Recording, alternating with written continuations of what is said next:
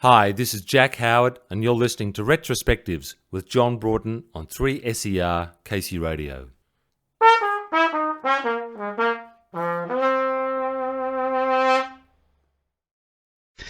Just to start off, how and when did the trumpet become your first instrument of choice?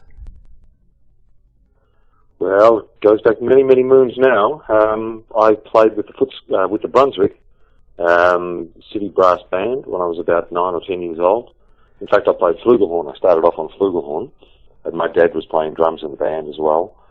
And so I started off there, really, and then played in the Strathmore Symphony Orchestra when I was 12 or 13 years old, out in the northwest. And then just got involved playing at school and went on, to big bands and orchestras and went on from there, really. So from those beginnings, what was the path that led you to become a member of Hunters and Collectors? I'm still trying to figure that one out myself. Well, at the time, in 1981, I was playing heaps and heaps of classical music. I was very involved in national music camps, the Australian Youth Orchestra, Victorian Youth Chamber Orchestra, which I was kind of one of the founding members of. So some wonderful playing, wonderful classical playing, but I was listening to heaps and heaps of rock. And I'd started going out to a lot of bands, and there was the fantastic scene around the Crystal Ballroom, the Seaview Ballroom, down in Fitzroy Street, St Kilda, and all sorts of other great places. And it was the start of a very productive phase in Melbourne music. It was where I was going to see the Models all the time, and the Flowers, and Sirius and Insects, and all sorts of great bands. And Hunters and Collectors were just kind of looming on the horizon at the time, and I came back from an Australian Youth Orchestra season in May of 1981, and my best friend Wal, who we went and saw bands all the time, said, "Oh, there's this great band, Hunters and Collectors, and they apparently use a horn section once in a while." And so I kind of got the bright idea that I'd approach them when I went and saw them, and see if they wanted a trumpet player. And that's what I did, and it didn't happen straight away, but it did happen. Looking back now on the end of your time with Hunters and Collectors, do you think you got the timing right? Was to put the band to bed? Did you feel it was the right time to do it? Yes. Yeah. I look, all sorts of reasons, and not terribly odious, band breakup reasons. Just I think we'd run out of puff a little bit. I think a lot of bands on the scene will just kind of keep breaking. We probably could have gone on the live circuit. We could probably still be going now. We'd probably be doing on the festivals, and we'd be able to keep on playing. But probably we'd just be out there doing our greatest hits, which really kind of gets a bit boring after a while. And there was probably already a touch of that over the last couple of years of the band. I mean, the set list had kind of narrowed its way down to, like the Holy Grail, Throw Your Arms, all great songs to play, and we still had a ball. But it was there was not a lot new happening, and we're all probably a bit sick of each other as well, really. We all had we had families, we had other prospects looming, outside the band, and look, it felt like the right time, and I think it's subsequently proved that, by not getting back together, one notable exception this year. By not getting back together, we've actually almost gotten bigger in a lot of ways. Whereas I think a lot of bands that have kind of broken up, gotten back together, they've probably damaged their credibility perhaps a little bit. Tarnished the memory. Yeah. Whereas I think we've kind of kept that intact, and we still sell records. For you personally, though, how long did it take to come to terms with life after Hunters and Collectors? Oh, it really took a long time. I have to say, from my point of view, I think I was maybe a little more unprepared for life after Hunters and Collectors than maybe some of the others. So there was not, because I guess I was wanting to play live and continue as a performer, but because it wasn't an obvious, I couldn't go on playing Hunter songs. I couldn't turn that into a career of continuing to play some Hunter songs in some other act that I did. So, and even teaching really wasn't high on the agenda. I have to admit I was really pretty lost for a year or so.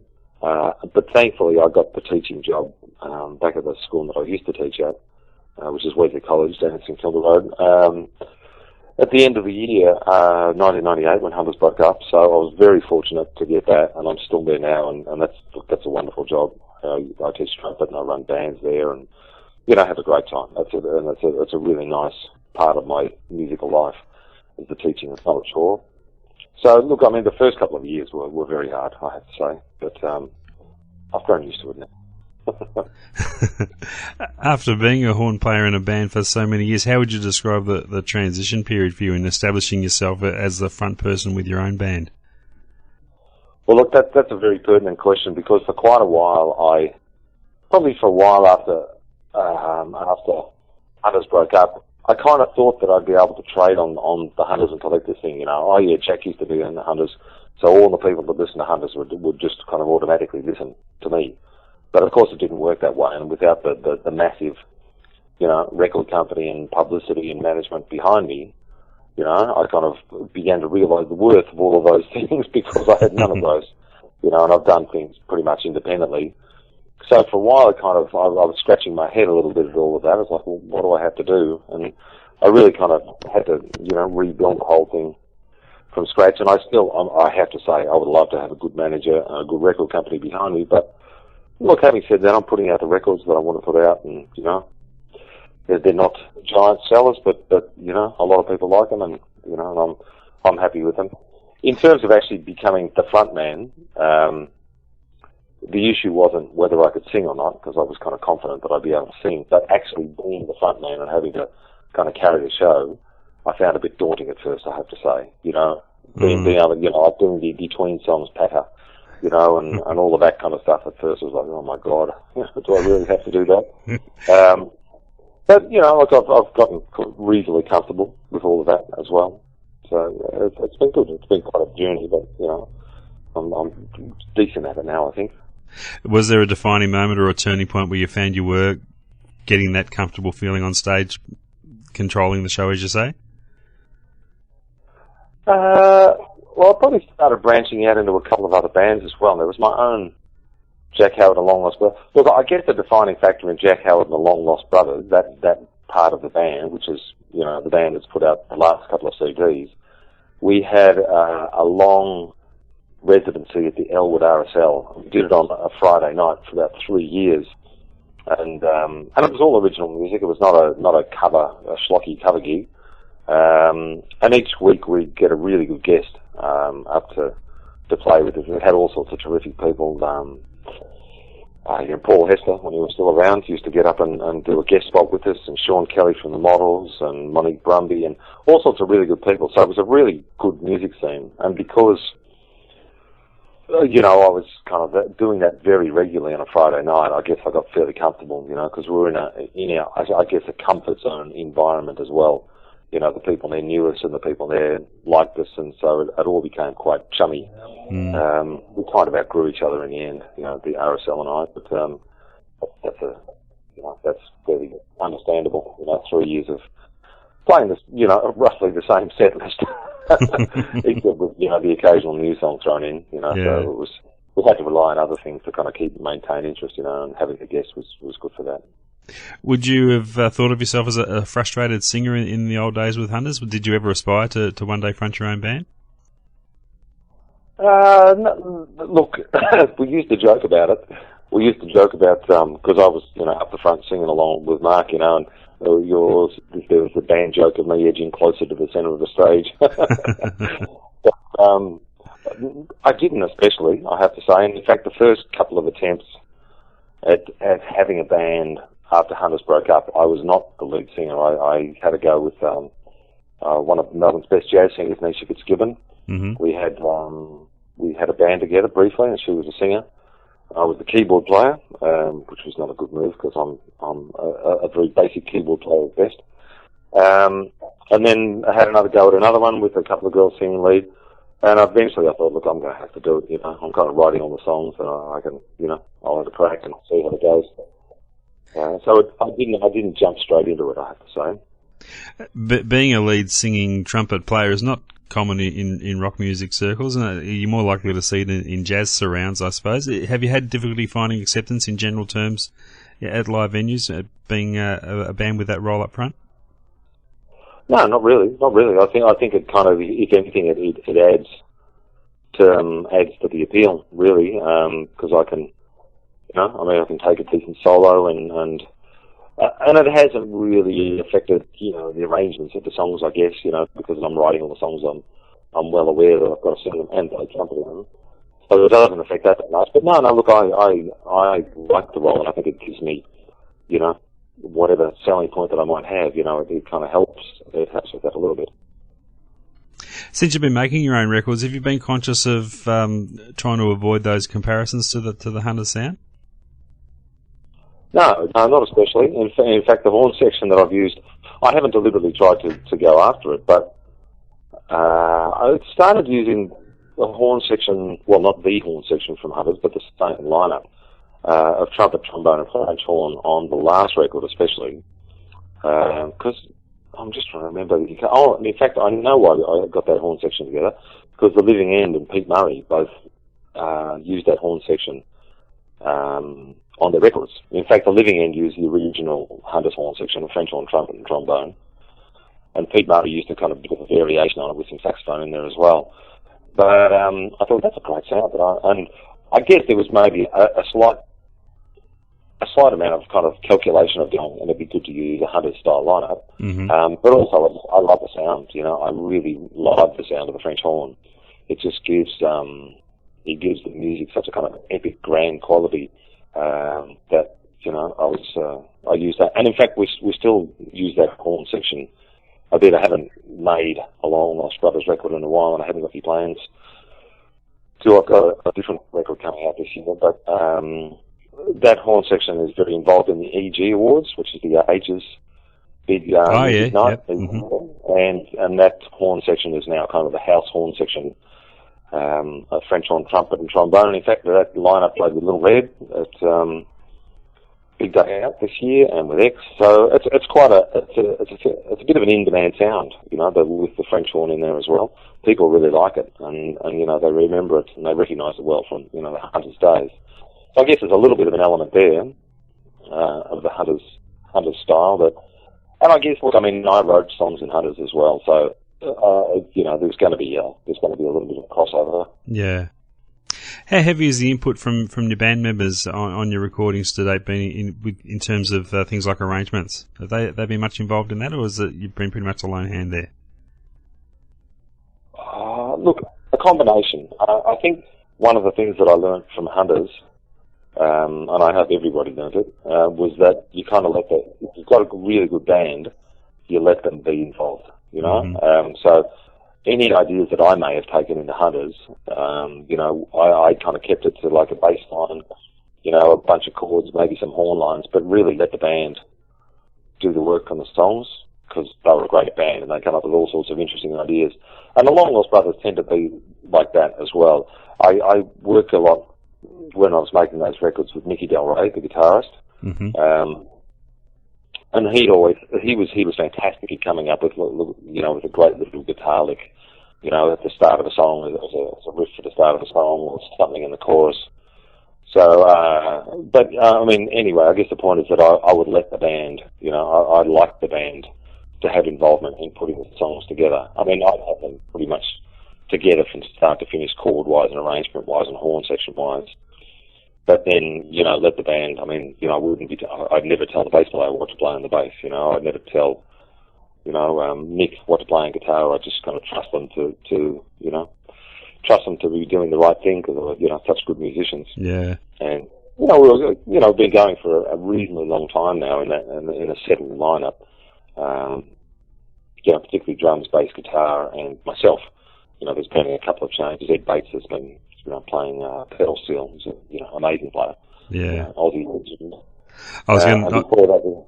Sorry. I was going to mention Ed Bates, a legendary figure in music here in Melbourne. What did he bring to the band in terms of dynamics?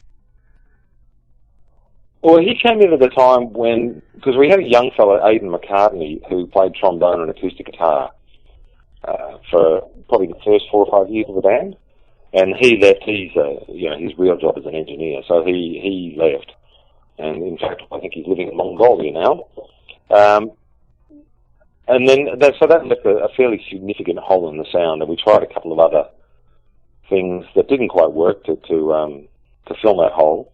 And then just happened to be playing at a mutual friend's party with Ed on pedal steel, and asked him to come along and play. And I mean, that sound is such a rich sound, and so what he does in the band is a kind of combination of that, you know, beautiful traditional pedal steel playing, but also doubling the horn lines, you know, adding string lines in songs, you know, where I might have orchestrated strings. So he brings us a real richness to the sound of the band. So very happy having him there, and he's such a, you know, I mean, he picks things up incredibly quickly, and he's very professional about, you know, how he approaches it as well. So he's been a great man to have on board. Over the years, you've done a bit of work with other artists too, putting together horn arrangements for their albums. Has that been good for you in terms of providing another creative outlet for your talents? Yeah, I enjoy it a lot, and hopefully there'll be more coming up, you know, in the near future.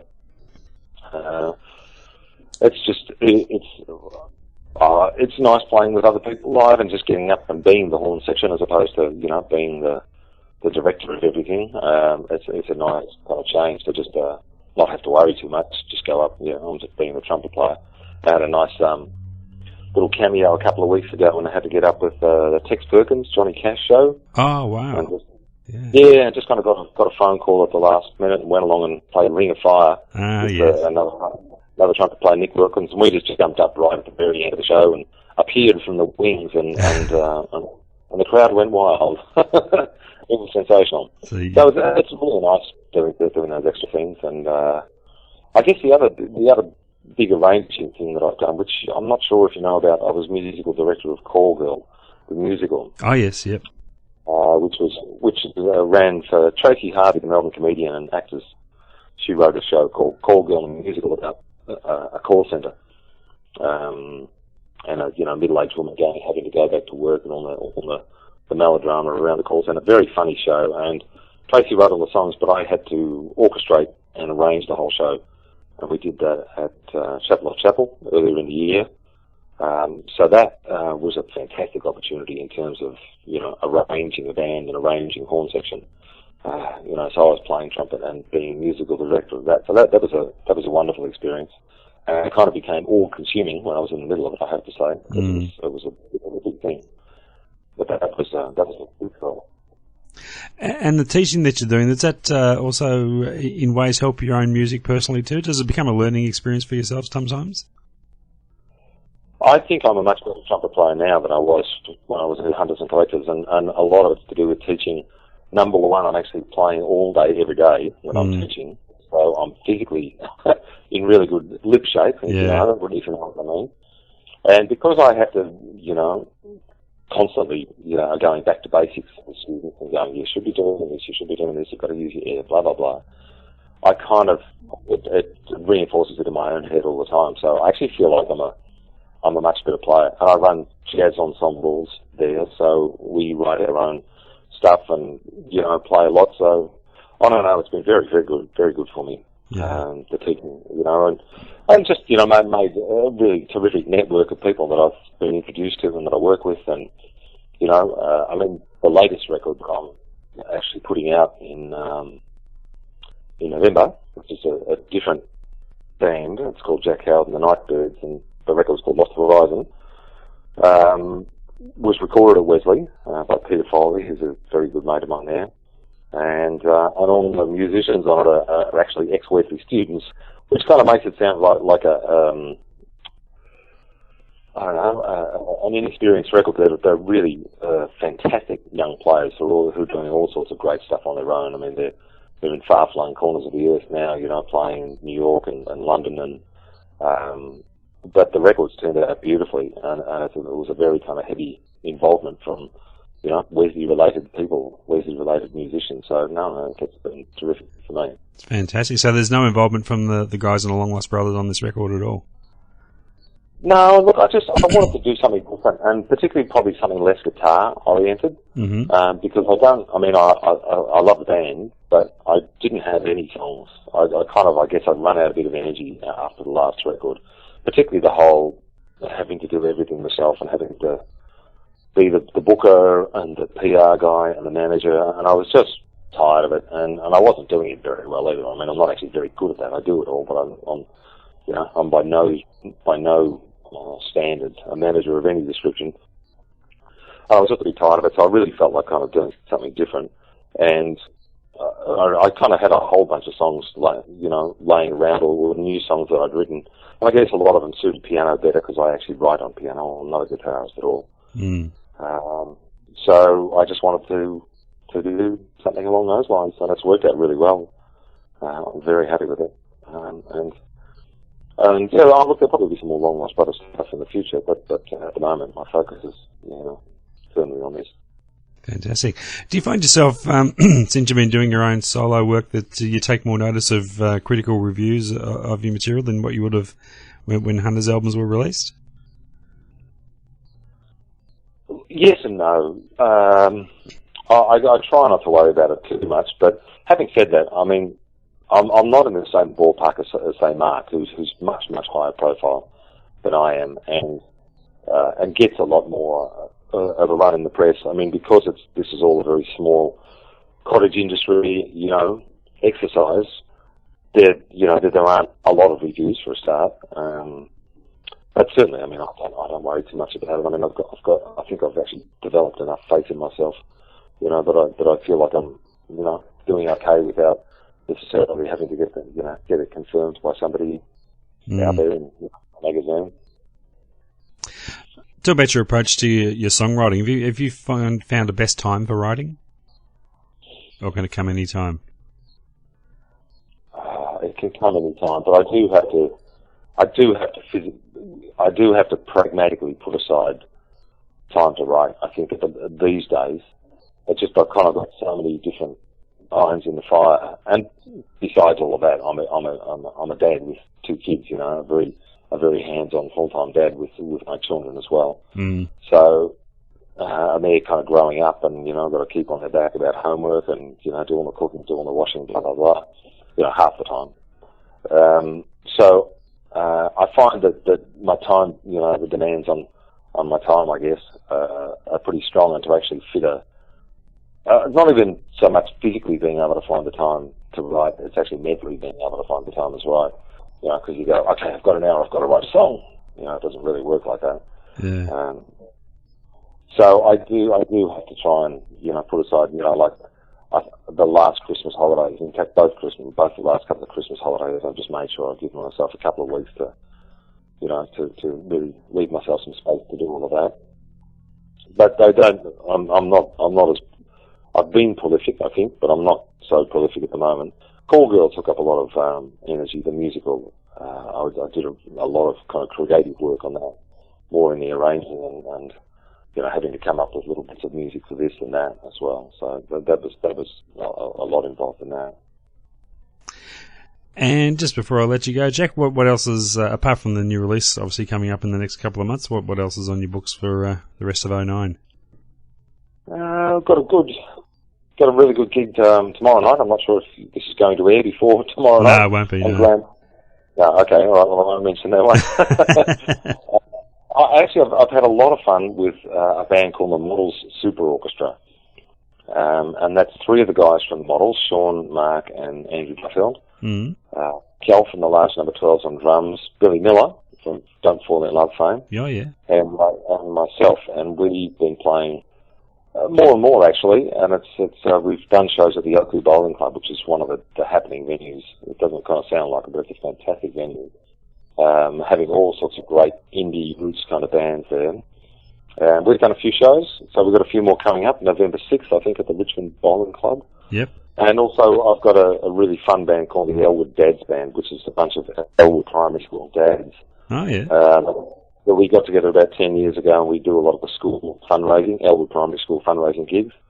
And we do quite a lot of other regular gigs as well, and we're playing the Elwood Sailing Club every month, and that's lots of fun. We just do, some pretty stock standard covers, but also we tend to just make stuff up on the spot, and it's a very spontaneous cover band, if you know what I mean. It's not like a note perfect cover band. We just get up and have a bit of a hoot of a time. Yeah. So there's that band. So there's lots of little different avenues lots and lots of playing. The more, the better. Yeah, still keep 'em busy. That's great. Fantastic, Yeah, Jack. cool. Thanks for taking some time out today. I'm glad we managed to catch up with you on your holiday break there. Oh no, it's lovely talking to you. Thanks for all the music you've been making, not just with Hunters, but most in particular the work you've been doing since we're loving it, and looking forward to the new album in November. Thank you very much. Thanks a lot, John. All the best, Jack. Okay, see ya. See ya. Bye bye.